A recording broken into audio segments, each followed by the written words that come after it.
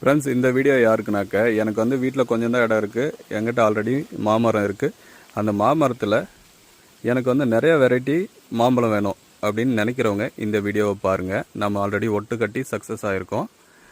அதே போல் இன்னும் இருக்க நிறைய கிளையில் வந்து ஒட்டு கட்ட போகிறோம். இதில் வந்து நாம் எடுத்திருக்க ஸ்டெம் பார்த்திங்கனாக்க இந்த மாதிரி புதுசாக வந்திருக்க துளிர், இந்த மாதிரி புதுசாக வந்திருக்க ஸ்டெம்மு தான் எடுத்திருக்கோம். இதுக்கு ஒட்டு கட்டுறதுக்கு நாம் எடுத்துகிட்டு வந்திருக்கிறது இமாம் பசந்த். இதுவும் புது துளிர் தான், ரெண்டுமே புது துளிர் தான், ரெண்டுமே ஒரே சைஸ். இது வந்து ரொம்ப முக்கியம்.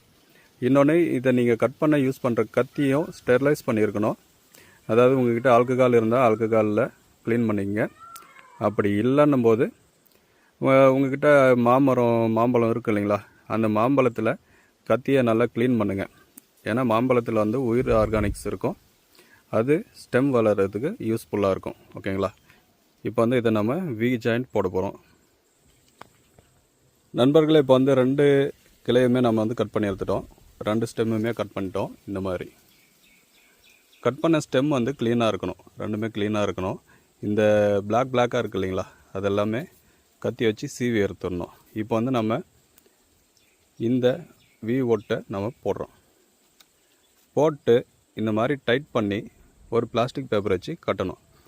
மேலே ஏன் கட்டியிருக்கோனாக்க, இந்த புது ஸ்டெம் வந்துட்டு காஞ்சிடக்கூடாது. வெயில் பட்டுச்சுனாலோ இல்லை ஈரப்பதம் கம்மியாக இருந்ததுனாலோ இது வந்து காஞ்சிரும். அதனால் உள்ளே காற்று போகாத மாதிரி அதை வந்து நம்ம கவர் பண்ணியிருக்கோம். இப்போ வந்து இந்த வி ஜாயிண்ட்டை நம்ம வந்து இந்த பேப்பர் வச்சு தான் கட்ட போகிறோம். நண்பர்களே, இப்போ அந்த வி ஜாயிண்ட்டை வந்து நம்ம ஃபுல்லாக கவர் பண்ணி கட்டிட்டோம்.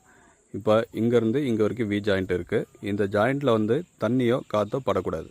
இது வந்து எத்தனை நாளைக்கு இந்த மாதிரி இருக்கணுனாக்க, ஒரு 15 டேஸ் 15 நாளைக்கு இந்த மாதிரி இருந்ததுனாக்க, ஒரு 10 டேஸ்க்கு அப்புறம் பார்த்திங்கன்னா இந்த மாதிரி புது துளிர் வர ஆரம்பிக்கும்.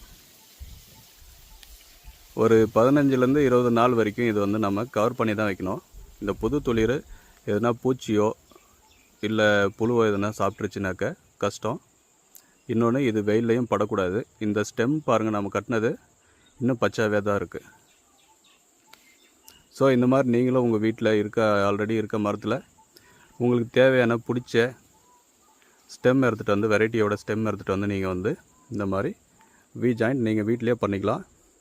இதுக்கு வந்து நர்சரி ஆளுங்களோ யாருமே தேவையில்லை.